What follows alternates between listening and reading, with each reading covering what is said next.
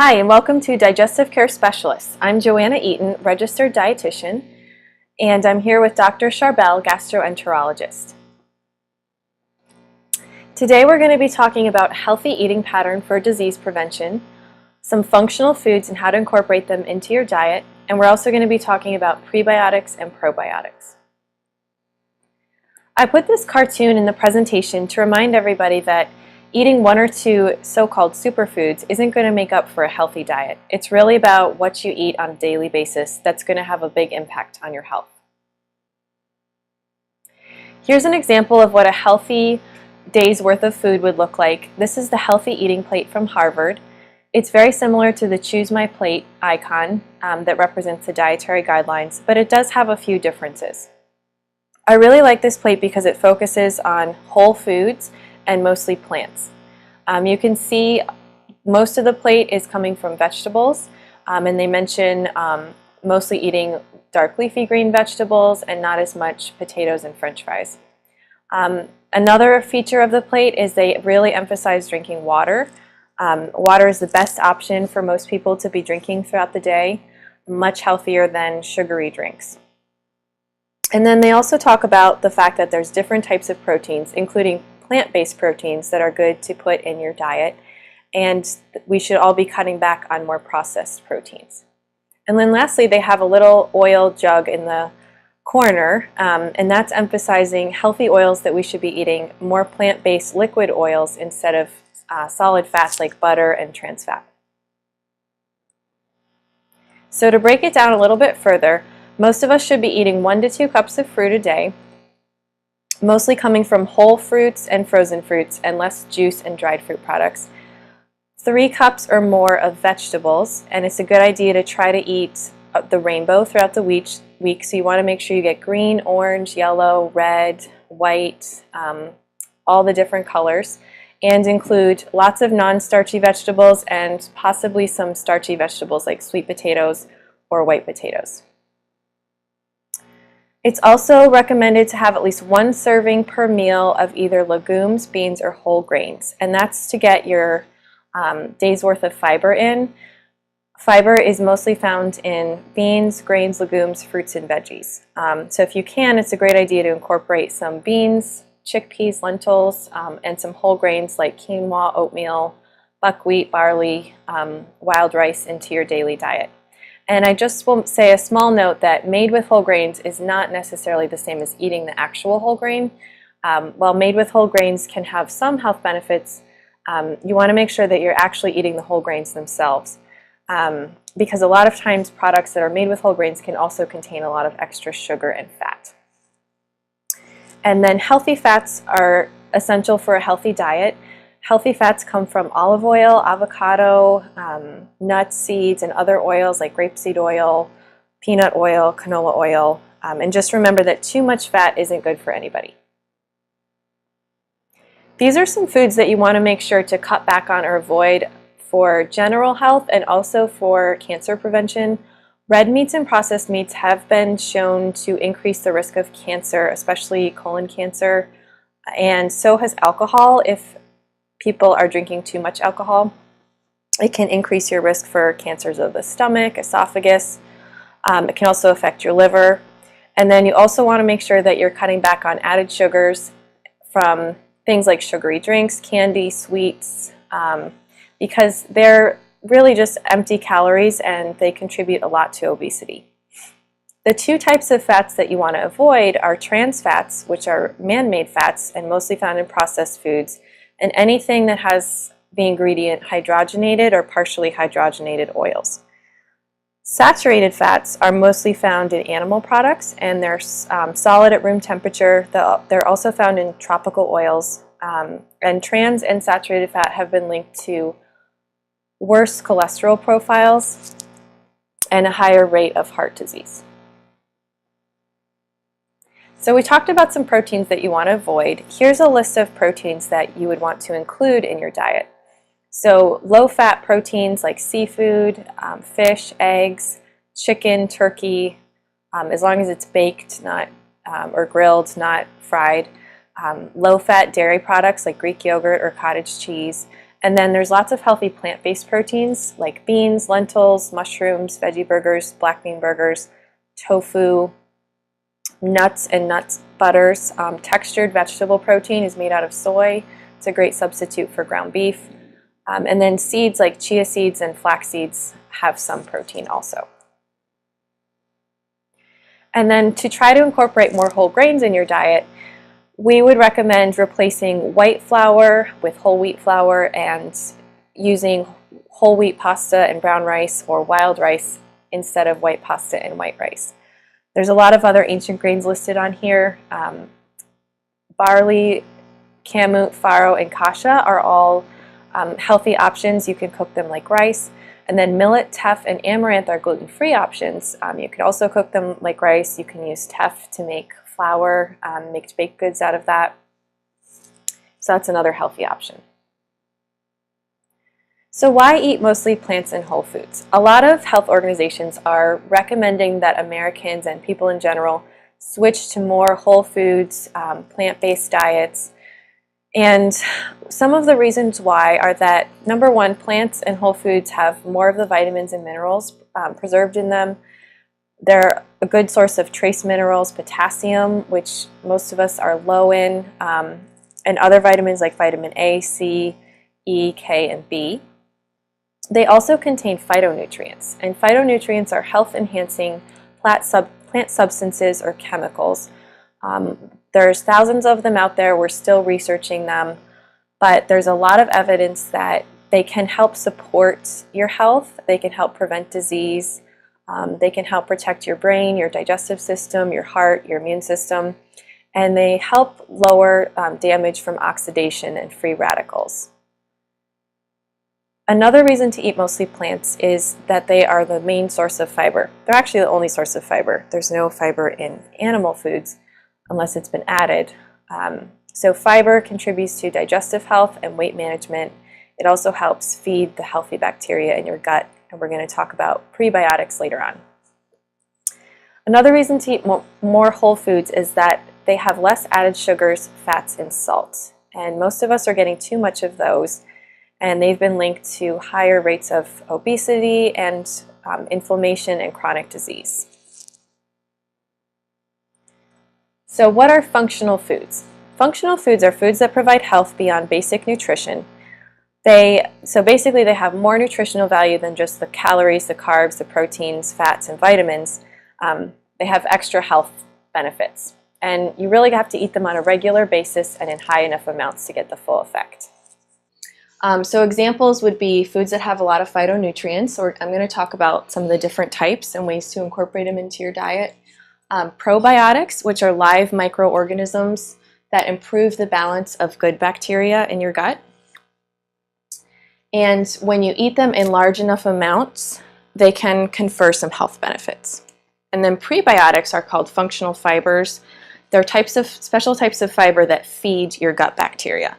So it's really important if you're trying to increase your probiotics that you also increase your prebiotics to feed the good bacteria. So I'm going to go through some of the different, I kind of divided them by color because the phytonutrients, they're all kind of categorized by color. So this is just a very brief overview. You could spend probably a whole week learning about all the phytonutrients that are out there. But this is an example. So the orange foods like carrots, sweet potatoes, butternut squash, and some of the orange fruits, they're very high in carotenoids, which carotenoids are precursors of vitamin A, like beta carotene. They're really important for eye health, so possibly helping prevent things like macular degeneration. They help improve your night vision. And then vitamin C, of course, is a very potent antioxidant. So they turn into vitamin A and they help neutralize free radicals. So some examples are that you could roast sweet potatoes or butternut squash instead of white potatoes, although white potatoes have some health benefits. If you roast them and add a little bit of olive oil, it actually helps you absorb the nutrients a little bit better because the healthy fat helps absorb them. Hello. That's okay. Do you want to sit here? You can kind of...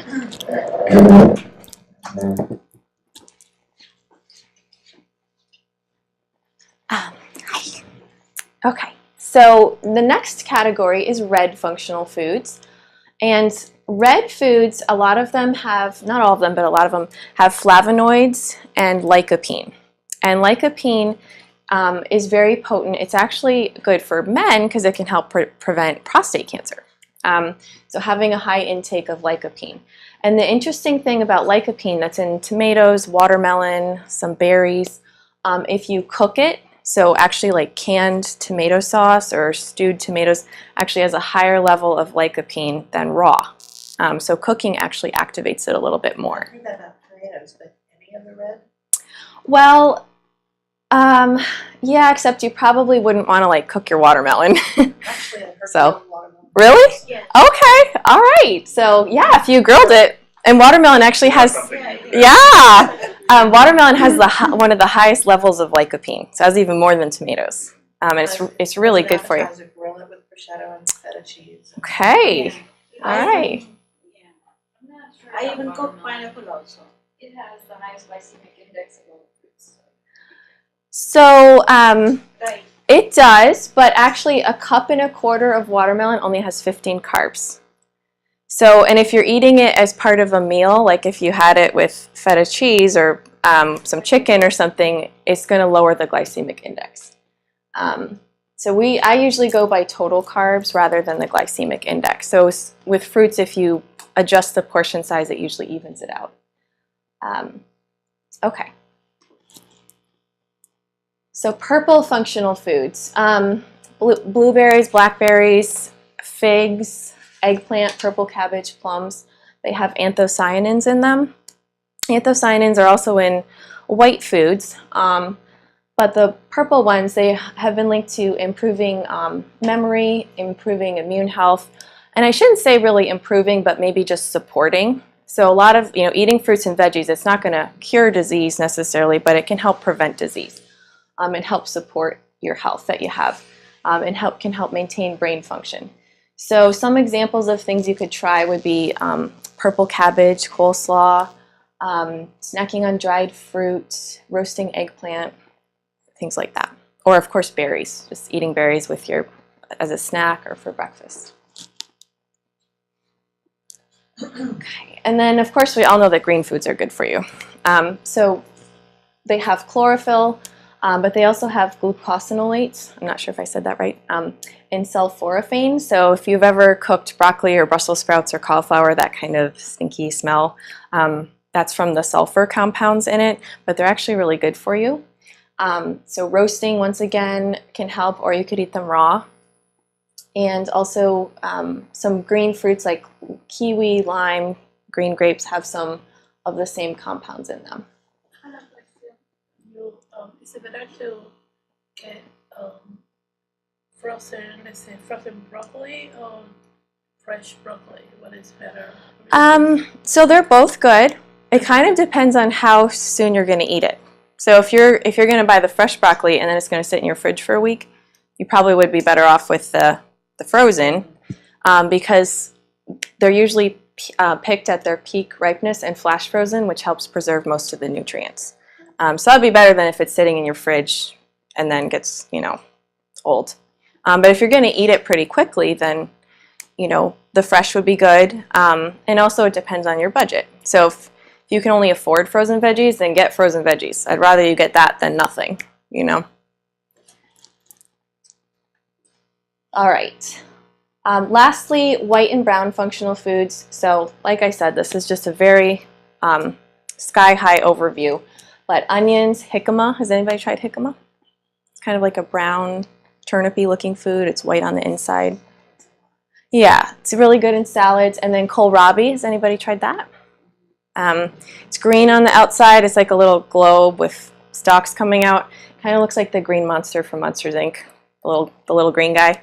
But it's actually really good. If you peel it, it's white. Yeah, it's kind of sweet and crunchy. So it's a nice alternative to other, like say you were making a veggie platter or something. It would be fun to put some kohlrabi on it. And then onions and garlics and leeks, scallions, they are also considered prebiotic functional fibers. So those are good to include in your cooking. I always try to throw in a little onion and garlic whenever I'm cooking pretty much anything. It makes it taste better too. Okay. All right, and then there are a couple of functional fats. So you guys have all heard of omega-3s, I'm sure. So they're anti-inflammatory, and most Western diets, they're pretty low in omega-3s. So one thing you can do, these are actually really good if you have high triglycerides. They're anti-inflammatory. They're also anticoagulant, so they help your red blood cells not stick together and stick to your blood vessel walls. And there's a lot of research that actually taking fish oil supplements isn't that effective, but eating fatty fish twice a week does have some benefits. So fatty fish, the main ones that I think of are salmon and tuna.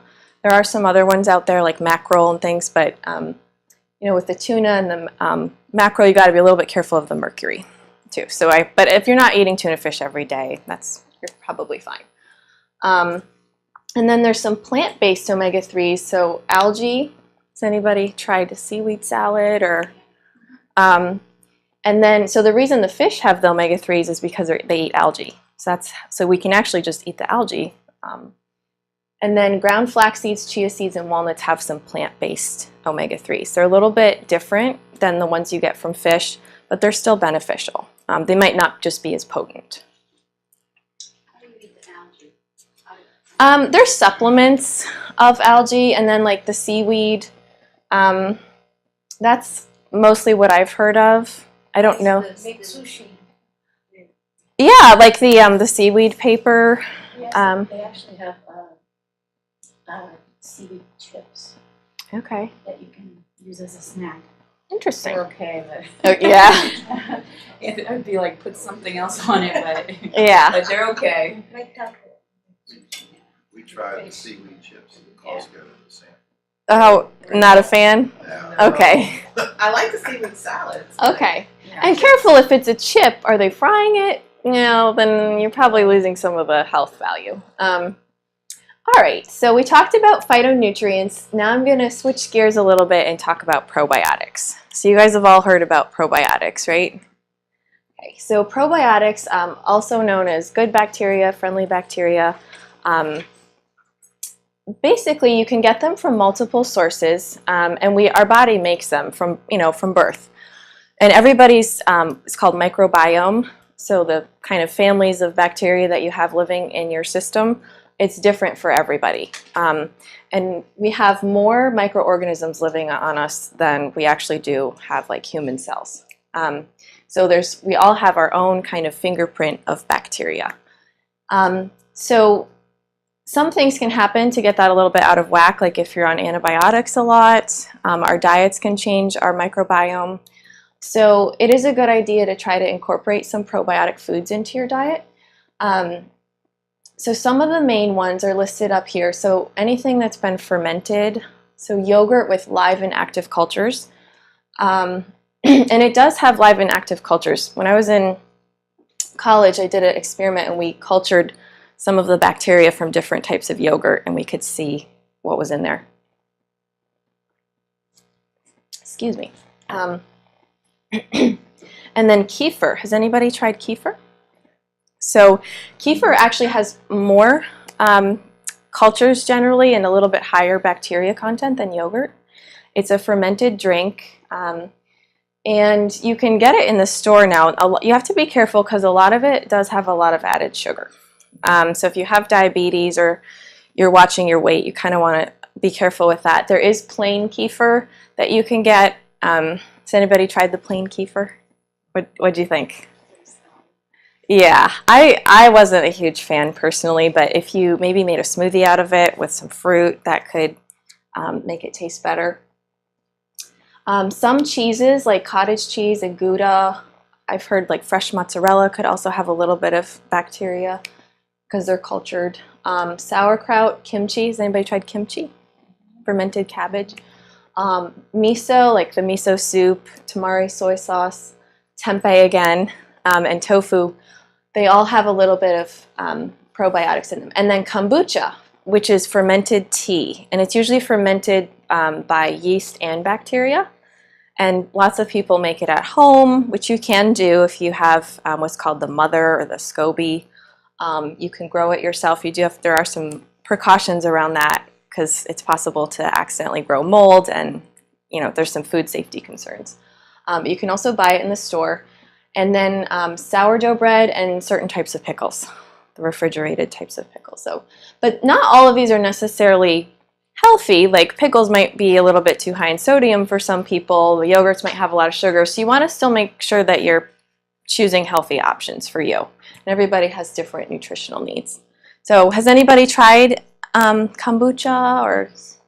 There's like a yogi tea, and Mhm. it tastes pretty good. But there's a farm by my house that sells the kombucha. Okay. But then you got the process to make it yourself is and it's Pretty involved. Yeah, it's too much. Has anybody made their own kombucha? The Cafe Nola and Frederick makes it. Mm-hmm. Yep. I've seen it at farmers markets sometimes. You can get it. People are. Mm-hmm. Yep. Now I will say that the level of probiotics in all the foods, it can be different depending on what brand, how it's made, how long you have it in your fridge. What kind of type of yogurt would be good? Well, it depends on what your needs are. So if I generally recommend Greek yogurt because it has less sugar and more protein. And you want to try to find a yogurt that doesn't have as much added sugar. It's very easy to make yogurt. Oh, Very easy. I make every morning. wow. Yes, That's really interesting. How do you make it? Just boil it. Make sure you boil it. Sit for a minute. Boil And then- boil what? Boil The milk? Yeah, whole milk. whole milk. Yeah, because here like whole milk. Then you have to have Culture. like a starter. Yeah, the culture. Yeah. I've also heard of people making it in like an Instapot. You just mix that culture and let it sit, cover it, and because in the house now it's cold, so let Mhm. it sit for 2-3 hours. Oh, the most wonderful yogurt comes out. Interesting. Well, I'll go to your house and try it. Anytime. When you buy yogurt from store, then you save a spoon. Oh, you save some of the yogurt. Okay. Interesting. My mom always made that. Okay. All right. And I know that they would get like yogurt and then add it to the milk Right. and Yep. whatever. But when I was giving a talk recently, and someone asked me like, "How do you make home?" You're like- I follow my mom. Every morning, the first thing when I make tea, I boil the milk, let it sit, and then mix it and cover it, and that's it. There you Years go. ago, I was shopping and the elderly couple behind me had like a dozen gallons of milk in their cart, and I'm like, you guys are not gonna drink all of that. Oh, interesting. Yogurt and cheese. We make Very- cheese also. Okay. So back to your question. Make sure it says live and active cultures on it if you're trying to get it for the probiotic benefit. And then check the sugars. I usually like it to have no more than 15 carbs. So there's a couple that are good, like Siggy's yogurt. It's very low sugar generally, and definitely don't do the yogurts that have all the candy cookie toppings, chocolate toppings, things like that. But there's some other brands I can tell you about later too. Okay. So what about supplements? So if anybody wants to share, have you ever taken a probiotic supplement or heard about them? I did once, and I got sick. Okay. So I stopped it. All I right. just got for 2 days, Mhm. and I said, no. And they can make your symptoms worse, either temporarily or. So that's good feedback. And you said you took one? Yeah, I took it for months and Didn't do anything. All right. Same here. Okay. So interesting. So there's a lot of research being done on probiotics. If you go on the National Center for Integrative Complementary Healthcare, it's the government website. They have a really good overview of probiotics. I have the link at the end. Basically, though, the most research that has the best evidence behind it is that it can be helpful in treating antibiotic-associated diarrhea or infectious diarrhea. So if you got food poisoned or you were traveling and you got a bug, it could possibly help you recover quickly. Or if you're on antibiotics, it could help you not get diarrhea from that. Some evidence shows it can also help some IBS symptoms. especially pain and bloating. All the other health claims, they really need more research. So weight loss, diabetes, depression, eczema, allergies, immune system health, inflammatory bowel diseases. There's all these people that are looking into that, but so far there's really not enough evidence to prove that it's helpful. The other thing to remember is that there's, just like there's thousands of phytonutrients, there's thousands of probiotics out there. There's all different species. And so we don't really know yet which species are good for which problem. So they're still trying to figure that out. So some safety information. They are generally safe, but in rare cases they have caused infections in people with severely compromised immune systems. So somebody who has AIDS or is on chemotherapy or has just had major surgery or any type of major intensive GI issues like short gut syndrome, not recommended. And then it's also not for pregnancy just because there hasn't been enough safety studies on that. The FDA has not approved probiotics to treat or prevent any disease at this point. More research is needed to understand which types of probiotics are best for certain conditions. So that's the bottom line. And then, like I said, the main side effect is just maybe increased gas and bloating. And the idea is that it would just be temporary and hopefully go away, but maybe not in some cases. It's important to know that probiotics are not medications, so they're not regulated freely by the FDA and tested. Each one of them, and with studies. So Yeah. there are a lot of brands out there that are not tested. Mm-hmm. But like I use them all the time with my patients, particularly, and I recommend them if somebody gets any antibiotics, like you have a respiratory infection, you go to your primary care, they give you antibiotics. I always recommend it's a good idea to take some probiotics with them and shortly after the course of antibiotics. Yep. And I use them as well. A lot of people have irregular bowel habits and they take a short course of probiotics, and most people feel that it makes them more regular, so it helps regulating their bowel habits. So that's there's some data, and there was a recent study that showed that the homemade yogurt was one of the best. It had great results with irritable bowel syndrome. So awesome, good, yeah. So all that being said, here's an overview of some of the most commonly used and recommended probiotics. So, like I said, there's a lot more than this, but Lactobacillus GG, that one is one of the most effective for treating infectious diarrhea. And it's found in kefir, kombucha, yogurt, and culturelle is made from lactobacillus. And then bifidobacterium is helpful for traveler's diarrhea, IBS, constipation. It's found in yogurt, kefir, and then some of those fermented foods like tempeh, miso, kimchi, and it's also in a line. So not that I'm saying that I would recommend you take any of these products, I'm just letting you know like what's in each one. And then Saccharomyces boulardii is probably one of the better ones to take if you are on antibiotics because it's a yeast, so the bacteria is not going to wipe it out. So it's resistant to antibiotics. And that one is found mostly in kombucha, and then Florastor is made of Saccharomyces. The VSL number 3, that is one that's prescription only, and that is a very high number of probiotics. Usually the supplements are 1 to 5 CFUs or colony forming units. That is 112 to 900, so way higher, and you'd only get that from your doctor, and it's only used for people with ulcerative colitis, pouchitis, and IBS. So those are some of the main types that are kind of out there right now. If you are going to take a probiotic supplement, there's a few things to look for. So you always want to check the label. It's a good idea if it's been verified by a third party. So because probiotics are not regulated by the FDA, companies can voluntarily have their products inspected by an outside agency. So Underwriters Laboratory, NSF, USP, US Pharmacopoeia, they are all different examples of agencies that would do that. So you might see on the box or the bottle that it says, USP verified or UL verified. It's always a good idea to look for something like that. You also want to make sure that it says viable through end of shelf life on the box instead of viable at time of manufacture. Because if it doesn't say viable until end of shelf life, that means probably a lot of the bacteria are already dead. So you always want to make sure that it says that. You want to look at the storage information. Some of them are supposed to be refrigerated, some of them are not supposed to be refrigerated. So that's important.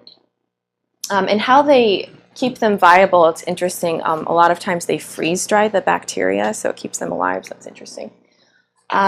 Look at the number of species per dose. If you were going to start a probiotic supplement, you would want to start with the lower dose, like just maybe 1 pill, and then you could try gradually increasing it.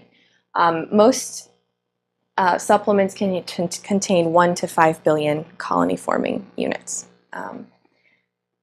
Okay, and then we kind of already talked about the different types and what they're good for, but you'll want to check that out.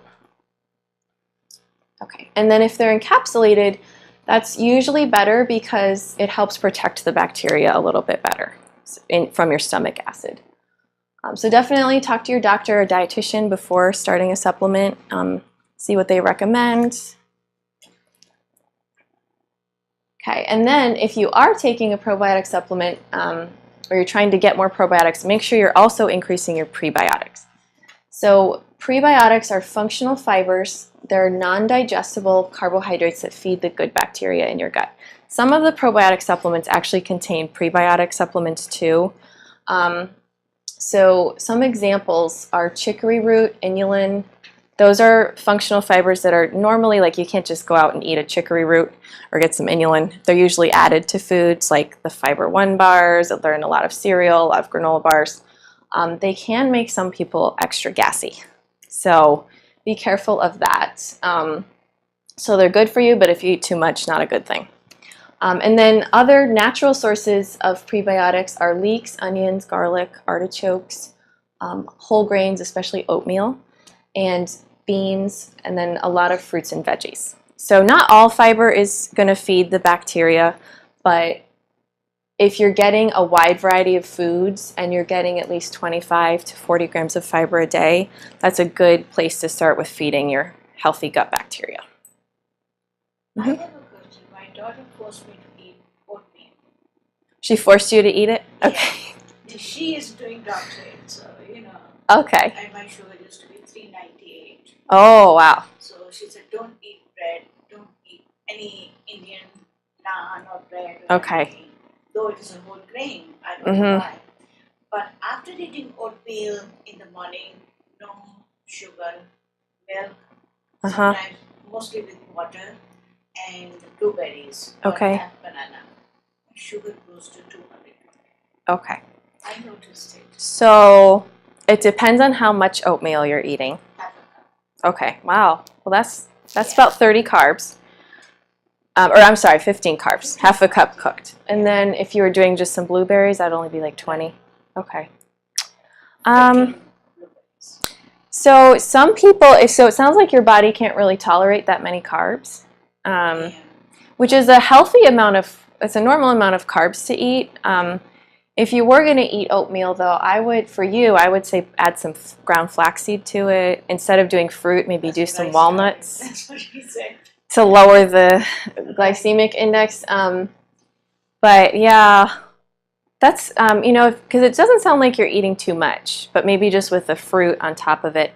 And some people's blood sugar is higher in the morning, so you could try oatmeal like maybe later in the day for lunch or as a snack and see if it had the same impact on your blood sugars. If I eat hard-boiled egg, a cooked-boiled egg, or even egg omelette with all the veggies in it, I'm fine. You're good. Okay. Yeah. And that's a good breakfast too. So, all right. Any more questions? I'm hearing a lot about vinegars. Ah, okay. What about them? Oh, drink a tablespoon Superfood. of vinegar every morning or whatever. So there is a little bit of evidence that having like the raw vinegar, like the apple cider vinegar with the like the I've been fuzzy hearing, stuff in it. If you have like heartburn Yes. or acid reflux. Some people say that it helps. taking it with like a teaspoon or so with a meal can maybe help it not spike your blood sugar as much.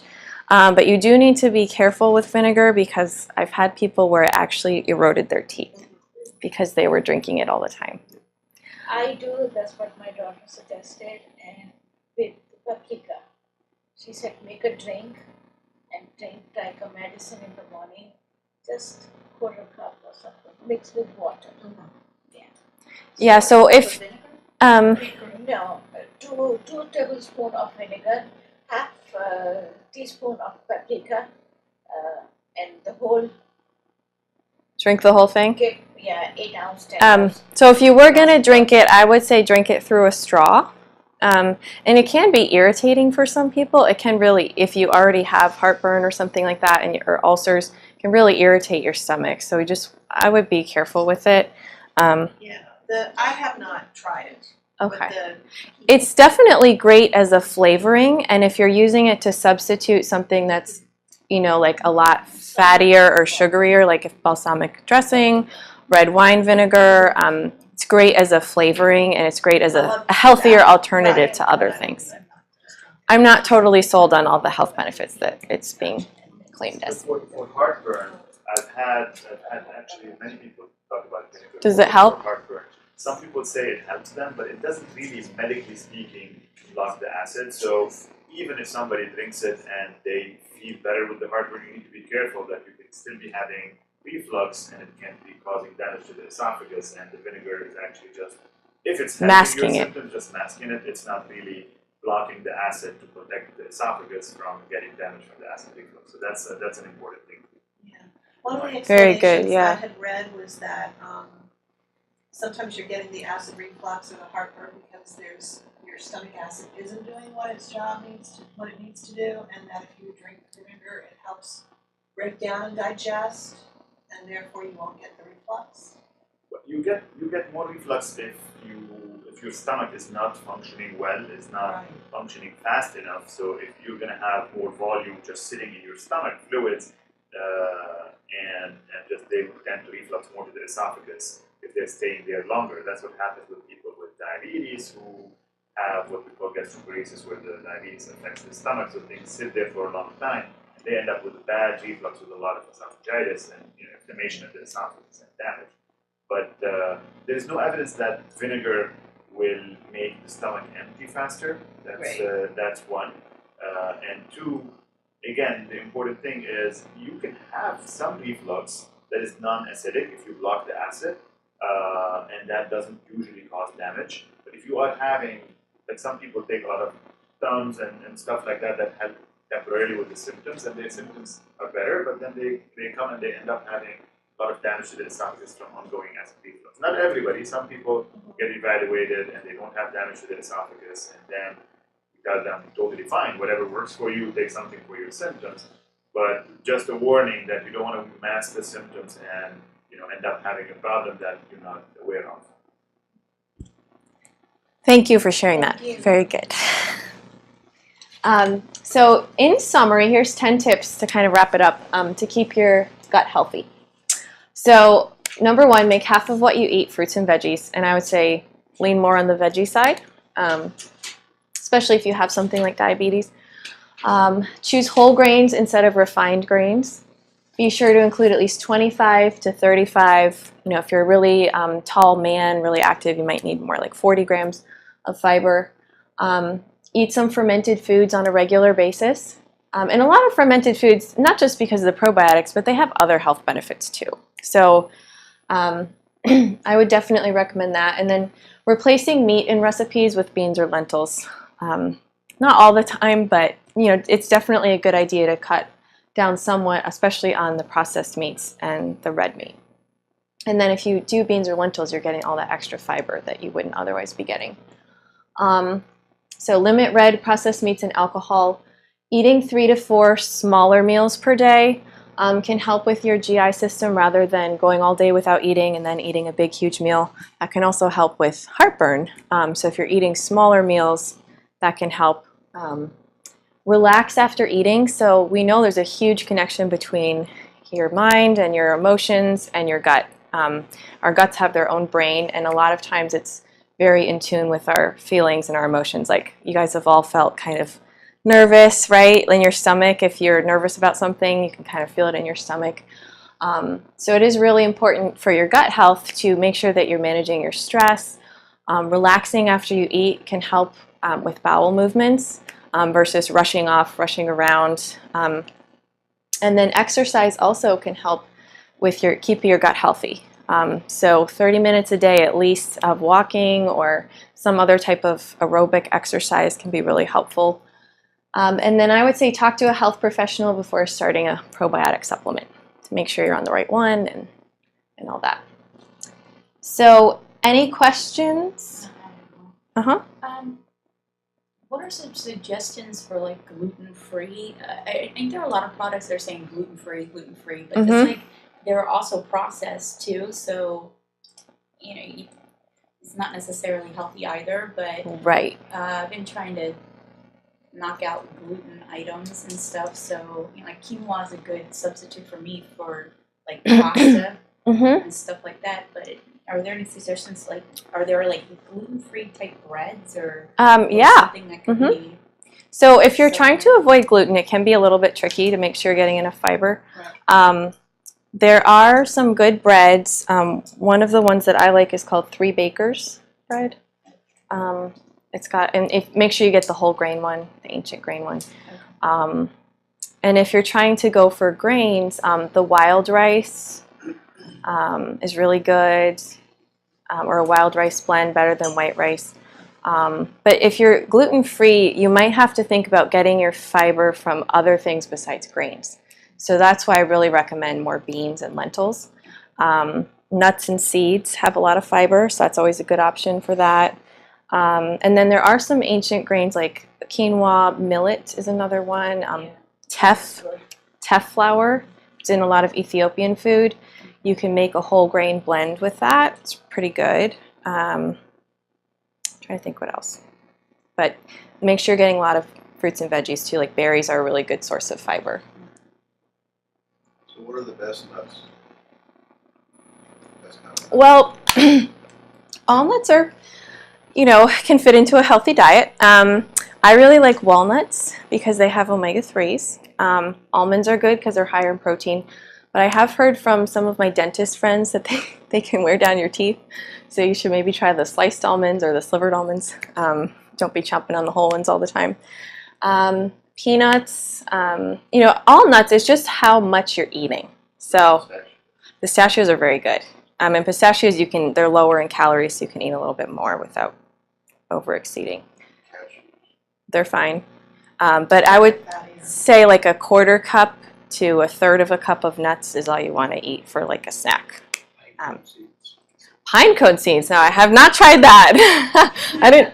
Oh, pine nuts. Oh, yeah. Pine nuts are good, yeah, to make pesto out of.